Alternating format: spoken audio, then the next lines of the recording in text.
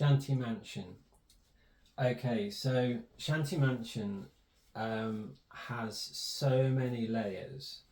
I don't really know where to start. So, firstly, 2008 was a year when Ricky found out that he had a family here in the UK, and that his grandmother, his paternal grandmother, was unwell.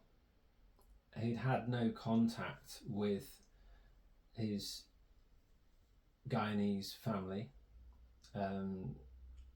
but I guess it was only a matter of time before they would get in contact for whatever reason.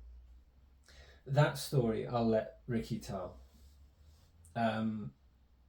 It coincided with the feeling that we had, where there was we were writing this Latin American based music and lyrics and things like this. So you know, it would we were interested in Latin America, which I suppose I really ought to tell you that that I had a book when I was young, and it was from a Catholic minister who was sent on a mission to Central and South America, really to do sort of a census and things like that. And it was a volume, I think it was one volume of four, and I just had one of them, and it was from the mid 1800s, I think, that it was written. And in there was, you know, plates of landscapes and things like that, and then some really interesting information about who was, you know, the demographic in the area, and there was canyons that were talking about population, you know, density, and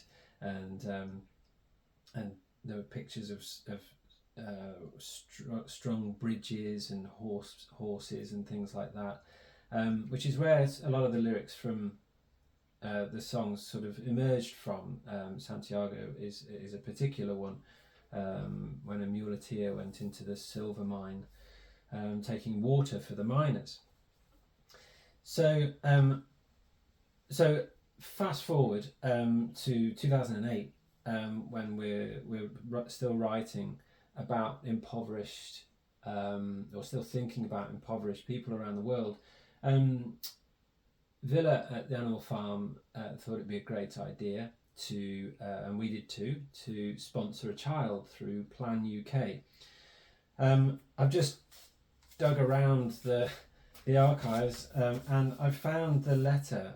So the letter to Mule Gonzalez, that is me, my stage name for those who can remember. Some people still call me Mule, and you know who you are. And yeah, your first correspondence from our child, Orlin Abraham Padilla Chavez, who lives in Honduras. We need to get back in touch with him. So Orlin, if you're listening, I still have, from what I can gather, yes, con mucho cariño para ti. This is a message from Orlin, and I think, I mean, it's just beautiful, and it looks like some sort of a decoration. I don't know, but I absolutely adore this.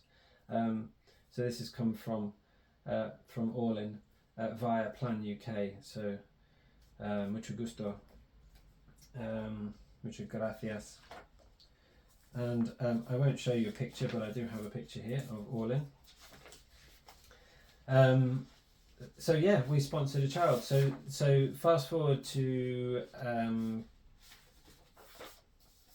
the Plan UK part. We sponsored a child, so all 100% of proceeds of Shanty Mansion, the song, went towards Plan UK, which then went over to Orlin, or so we understand. So it was really, really important. I've got another article that we've got here which explains it all, which, if I'm honest with you, I'm going to read to you because it kind of makes sense. So an emotional family reunion has spurred Burton-based band to donate the proceeds of their latest single towards making a difference to an underprivileged child's life. Ricky, bass player with alternative funk outfit Esteban, was brought up in Manchester, and then Albury was in Staffordshire, by his adoptive family. But this summer, 2008, discovered his hitherto unknown South American roots after meeting his biological family for the first time. And basically the experience helped Ricky and us motivate the release of the current single at that time, which was Shanty Mansion. He goes on to say, knowing that my family originated in Guyana made me think that if my birth mother hadn't have come over to the UK to get an education, my situation could have been so different, and it could have been me growing up in the third world. So it really struck a chord, and the song, I got no money, the lyric, hail kids living in the distance on the tips of existence, in this shanty mansion.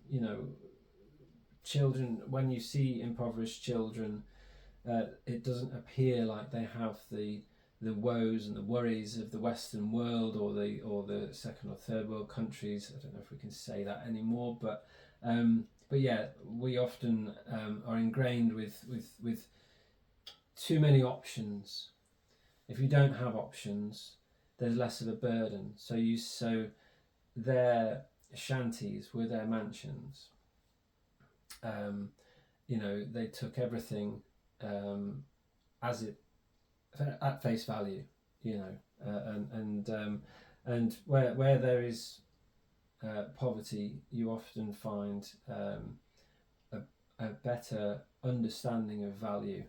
I think we're really distorted, if I'm honest with you, in this part of the world, because we can go out and essentially get what we want when we want it, and which is why I felt there was a point when I spent a lot of time on the streets as well, sleeping rough.